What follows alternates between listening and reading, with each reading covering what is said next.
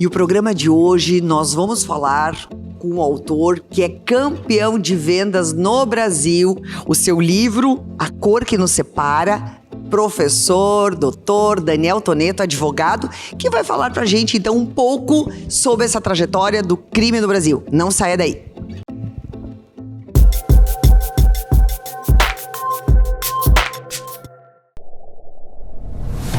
Santa Lúcia, presente nos caminhos que importam.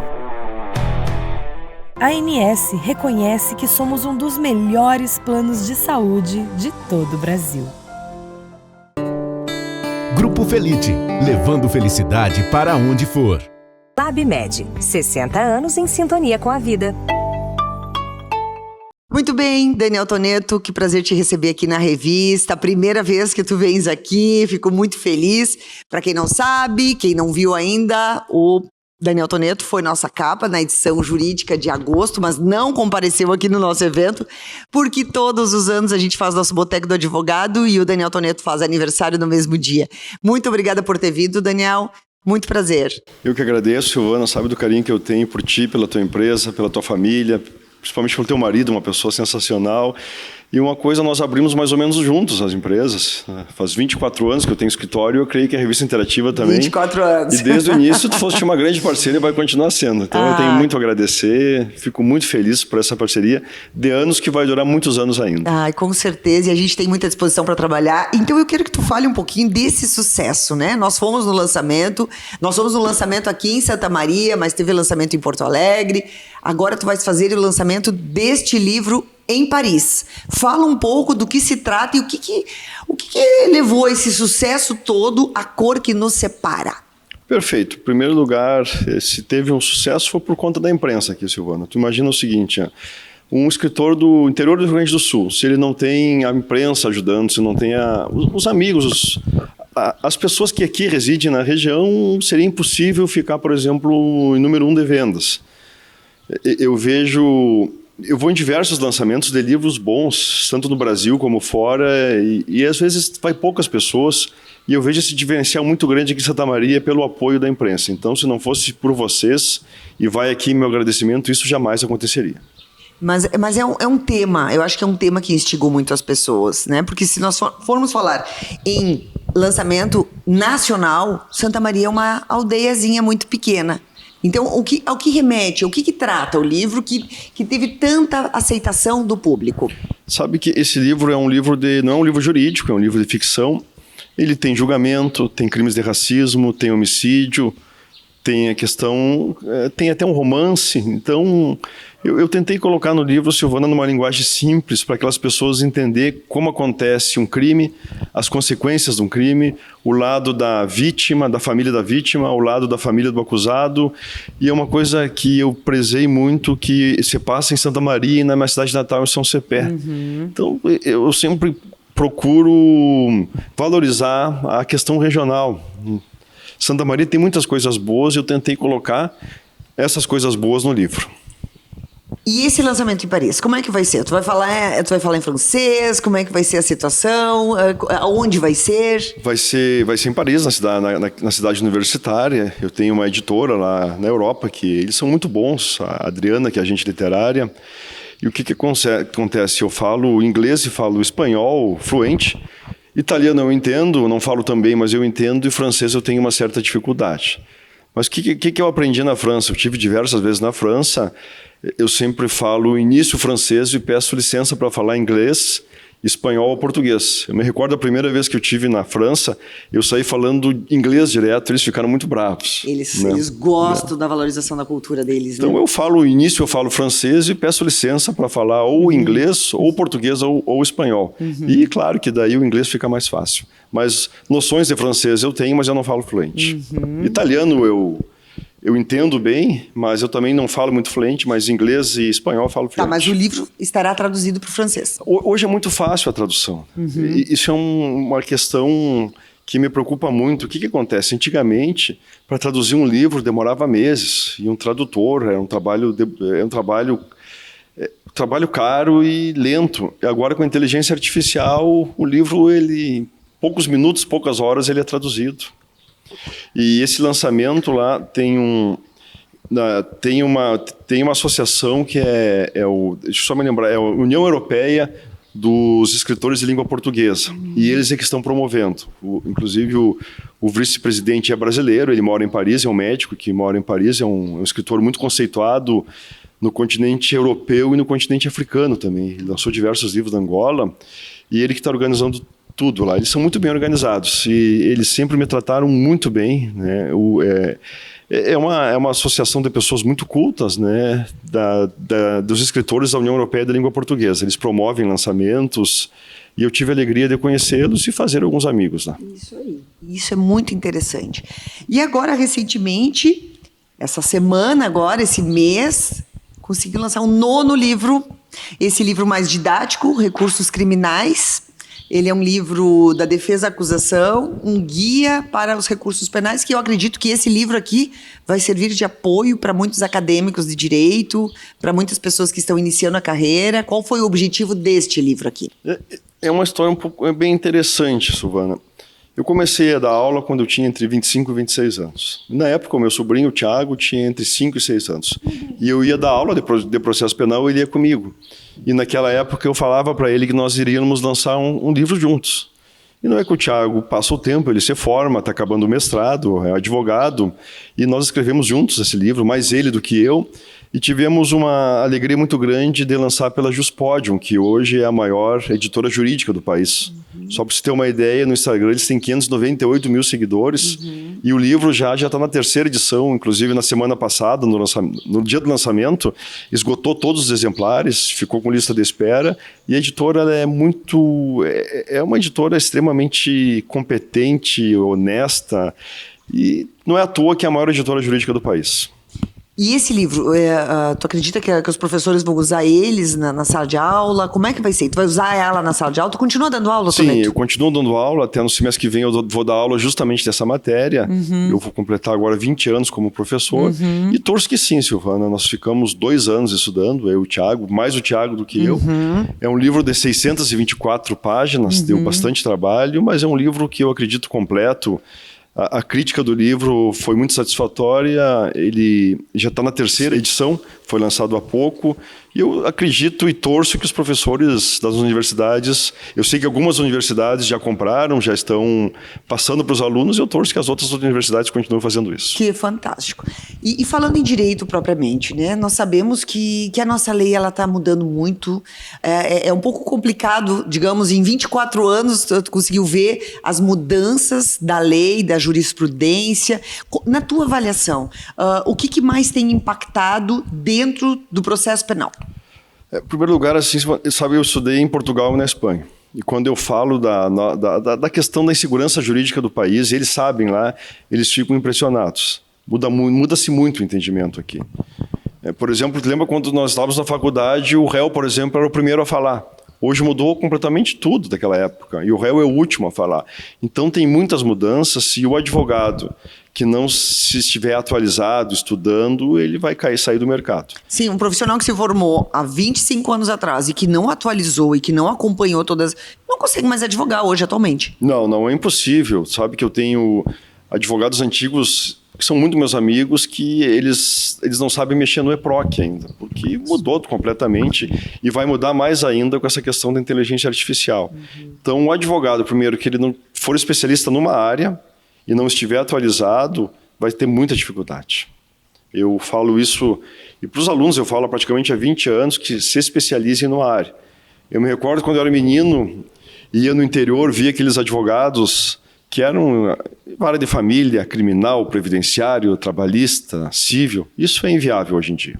Completamente inviável. Sim, porque são muitas leis, muitas brechas e muitas alterações, né, Toneto? Eu acho que isso talvez é o que eu tenho conversado com alguns advogados e muitos estão, assim, muito preocupados com justamente a questão da insegurança jurídica, de coisas que existiam, que muda a lei e fazem a lei mudar retroativamente, e como é que ficam os direitos do teu cliente nesse sentido quando mudam uma lei no meio do caminho? Tipo, eu mudei as regras no meio do caminho.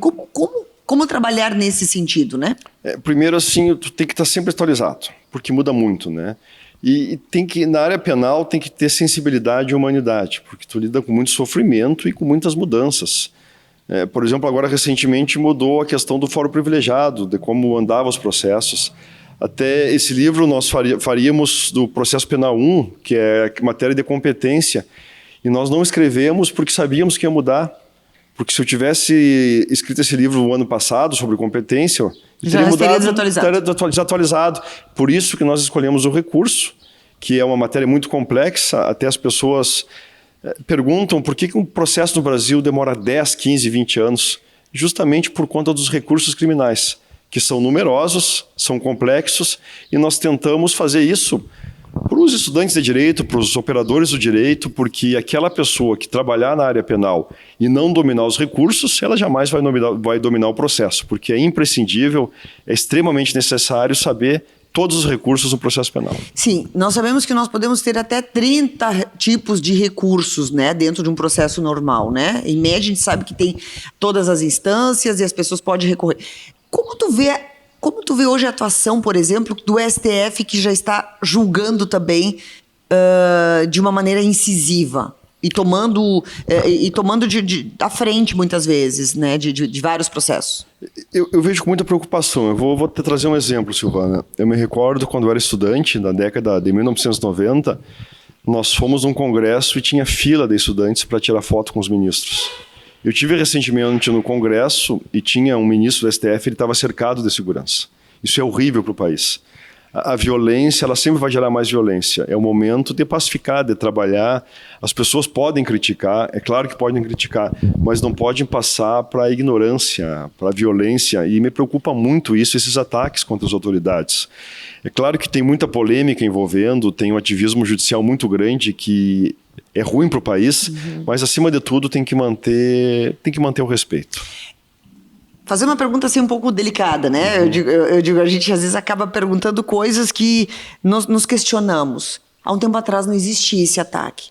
Será que não é pela própria atuação desses ministros que talvez esteja ferindo muitos das liberdades individuais das pessoas e não seguindo os ritos tradicionais dentro do direito? Tipo, um certo abuso de autoridade? É um pouco complexo, sabe? Por exemplo, assim, ó, tu fez direito, tu te lembra, para alguém ser julgado direto no STF tinha que ter fórum privilegiado. E tu viu isso agora não acontecendo. Então, exatamente.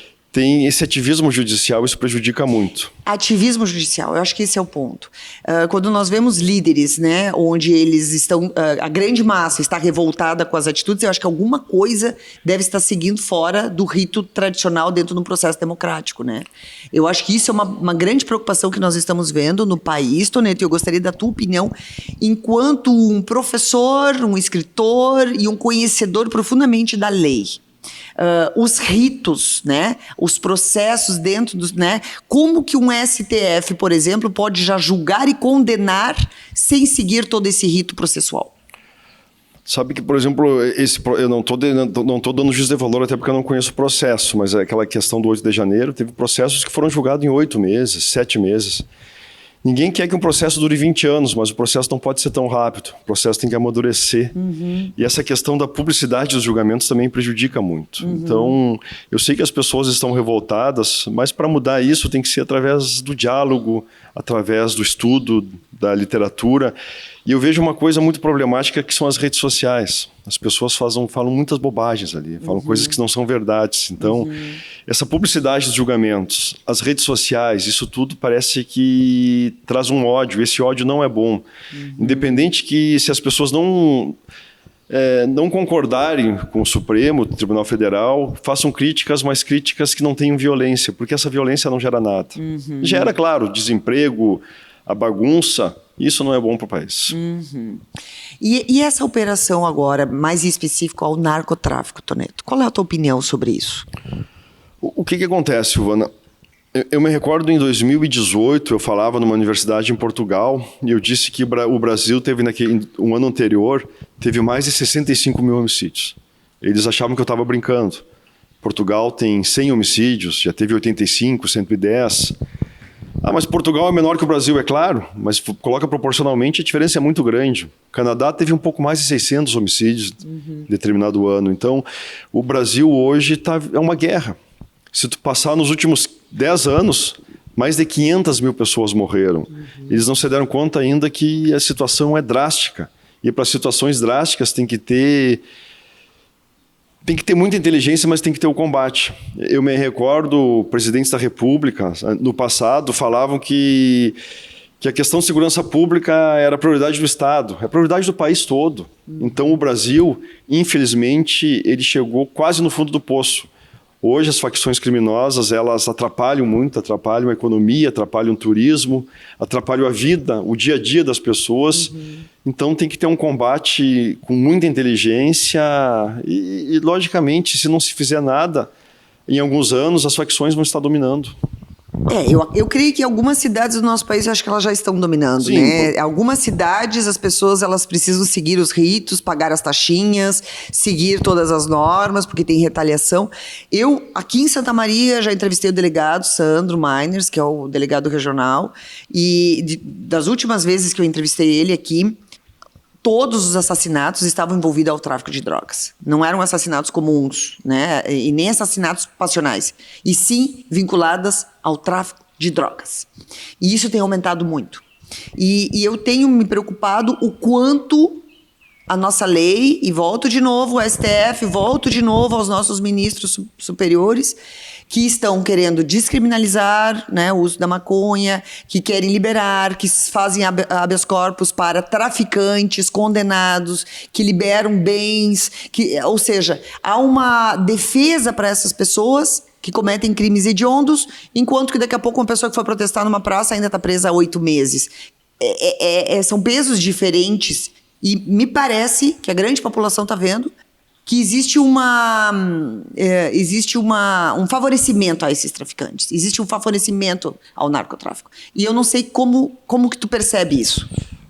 A questão da criminalidade é muito complexo, né? E, primeiro, todos os lugares que deu certo o combate à criminalidade foi mais ou menos assim. Primeiro, tu tem que gerar oportunidades para as pessoas. As pessoas precisam da esperança. Tem que se ter educação, tem que se ter lazer, tem que se ter esporte. E mesmo assim vai ter o crime. E aí tem que ter, no segundo momento, uma polícia muito bem equipada, que previna o crime, e quando não prevenir, que descubra, para não se ter impunidade. E terceiro, é um aspecto muito relevante, a questão da ressocialização de depenados. O meu primeiro mestrado foi justamente sobre isso. Eu pesquisei muitos presos, eu encontrei apenas um que se ressocializou. Pois eu ia te perguntar isso. Tu imagina o acredita seguinte, na ressocialização? Imagina o seguinte, assim, no Brasil deve ter mais de 800 mil presos. Se fosse prender todos os foragidos, passaria de 1 milhão de presos. Não se tem prisão perpétua, não se tem pena de morte. O que eu estou falando? Esse preso, um dia, ele vai sair do presídio e vai cometer mais crimes. O índice de reincidência é muito grande. Então, se não tem um trabalho sério de ressocialização, é claro que a situação criminal não vai melhorar no país.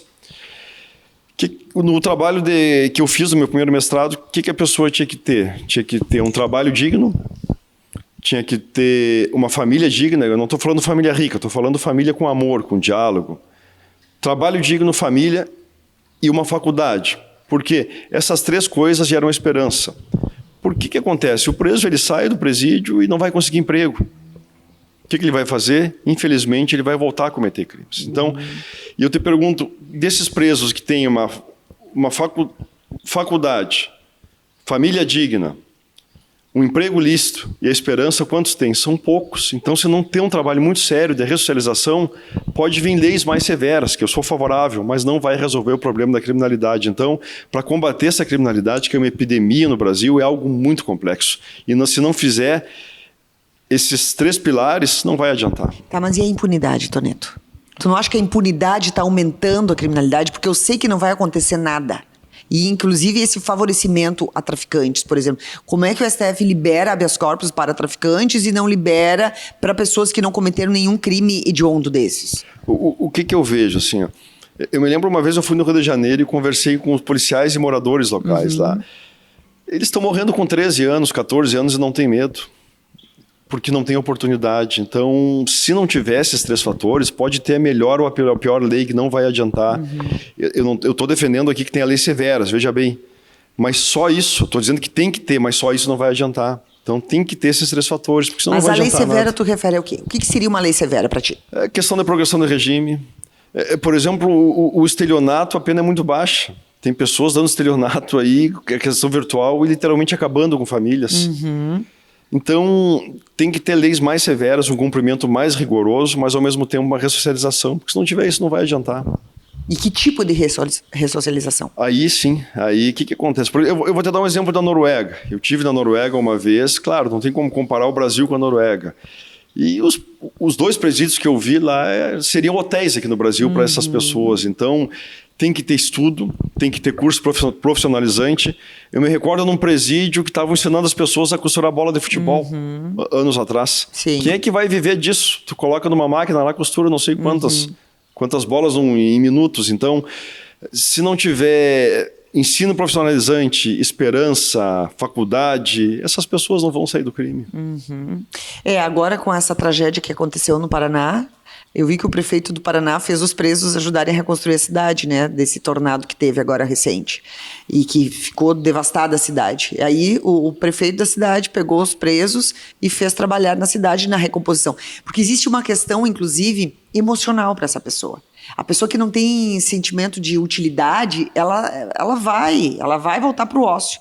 Quando ela começa a se sentir útil, é um processo psicológico mesmo. Eu sou útil, eu estou fazendo alguma coisa, isso também já por mais que não seja aquela remuneração, a pessoa começa também a dizer, não, eu posso ter outra vida, eu posso ter uma vida digna. Eu acho que isso também é importante, fazer com que os presos trabalhem, fazer com que os presos tenham atividades dentro da sua cidade, dentro do presídio, enfim, eu acho que isso é um item bem importante. Antigamente Santa Maria tinha isso. Eu sei porque eu fiz uma matéria há mais de 20 e poucos anos atrás, que os presos estavam na Secretaria de Saúde pintando a Secretaria de Saúde. Então é uma discussão bem complexa, mas a minha pergunta inicial que eu te faço, e que realmente até as pessoas que vão estar nos ouvindo, é penas mais duras e menos impunidade, porque eu acho que a impunidade faz com que o crime seja cada vez mais violento e cada vez mais audacioso, porque sabe que não vai acontecer nada. Eu acho que se o país não tiver leis mais duras, realmente nós não temos mais futuro. A minha opinião, né, Toneto? A minha opinião é essa. E como eu falei, é muito complexo isso, Silvana, muito complexo. Tu imagina o seguinte, um preso que fica 20 anos, tá? Quanto que ele gasta do Estado? É muito, muito. Poderia fazer um pequeno colégio, uma pequena escola, um preso que fique 20, 30 anos.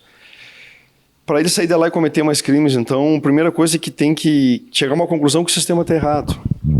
E se não tiver muito estudo sério em cima disso, não vai melhorar. E eu vejo também a questão política, nada contra, mas tem políticos que estão fazendo leis que não têm a mínima noção. Eu me recordo, uma vez eu era recém-formado e veio um vereador, eu não vou falar o nome dele, até ele já é falecido, do interior, querendo fazer uma lei municipal com pena de morte, ver se tem fundamento. No primeiro momento eu achei que ele estava brigando, então, se a classe política não tiver mais cultura também, não entender a legislação, não entender o país, fica muito difícil mudar esse sistema.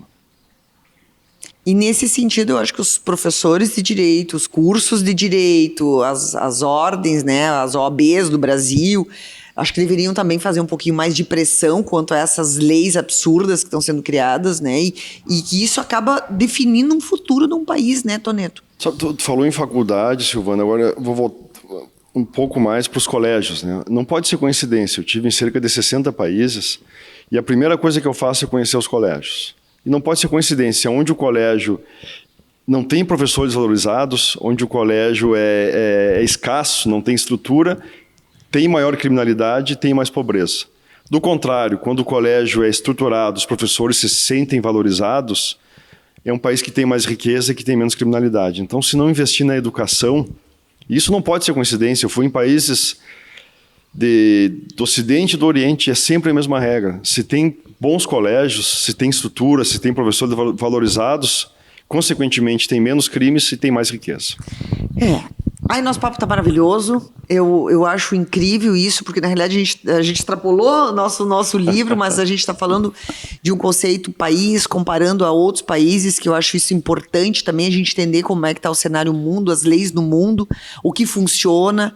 Se nós formos para países de primeiro mundo, a gente sabe que a qualidade de vida é importante porque existe uma lei bem clara, e ela é executada e não é paliativa conforme a pessoa, a lei é aplicada conforme a pessoa não é aplicada. Eu acho que isso dá uma insegurança jurídica muito grande no nosso país.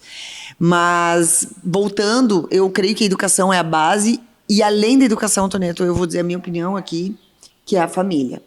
Nós sabemos que no Brasil, as cidades onde tem o maior índice de criminalidade, onde são pessoas onde não tem famílias estruturadas. São filhos de mães solteiras, que precisam muitas vezes trabalhar o dia inteiro, 2 turnos, 3 turnos, trabalhando de manhã, de tarde, de noite, e essas crianças ficam na rua. Não vão na escola, não tem família estruturada, obviamente o crime abraça, porque precisam de recrutas. É mais ou menos que nem as organizações terroristas. Eles recrutam crianças, muitas vezes, já para o crime. Então, eu vejo que enquanto nós não tivermos também famílias estruturadas, Toneto, famílias estruturadas, onde tem o acolhimento, a mãe... Quando eu digo famílias estruturadas, eu digo um acolhimento de uma casa, de um lar, de amor, né? E isso é o que faz a grande diferença dessa criança ir para a rua. Onde tem pais que não... estão um pai para o lado, a mãe para o outro. Não existe uma estrutura de amor, de cuidado. Essa criança não vai para a escola. Essa criança vai ter problema na escola. Essa criança vai refletir a violência que ela tem em casa, na escola. Consequentemente, vai sair da escola. E aonde é que ela vai encontrar um caminho? Na criminalidade.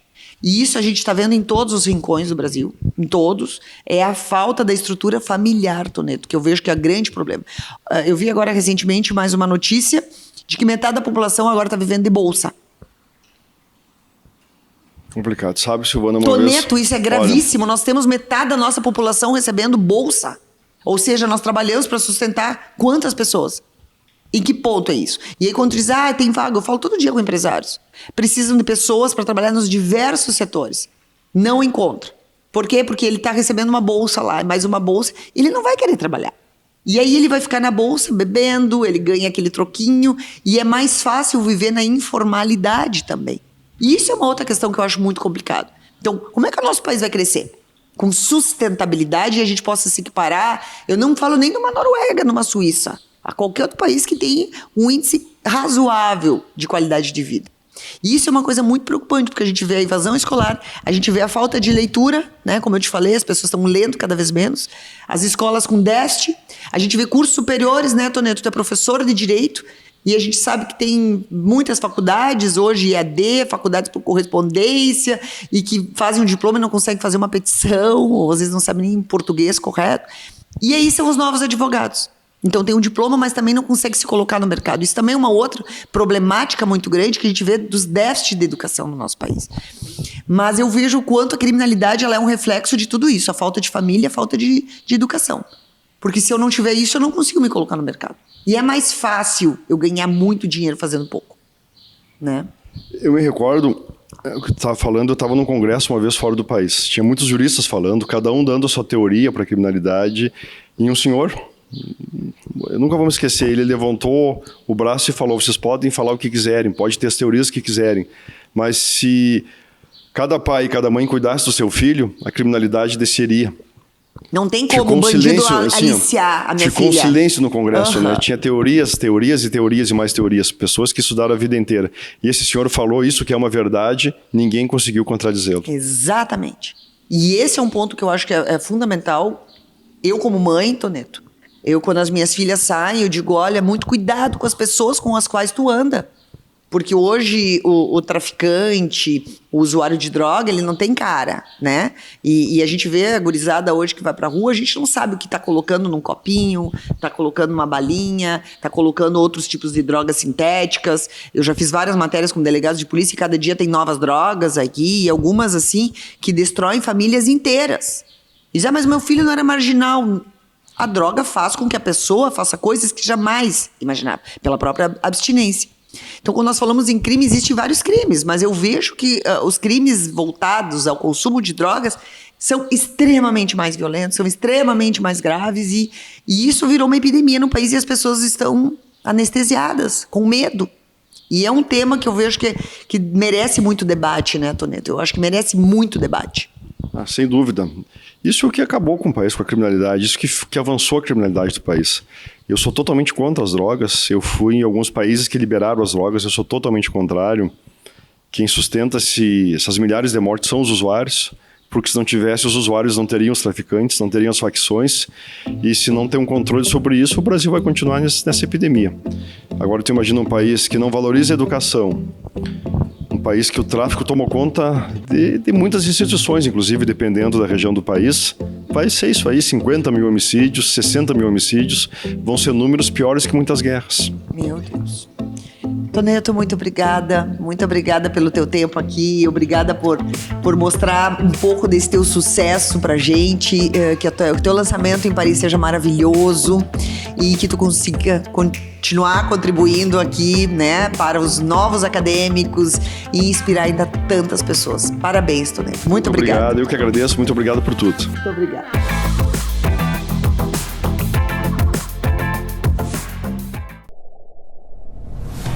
Santa Lúcia, presente nos caminhos que importam.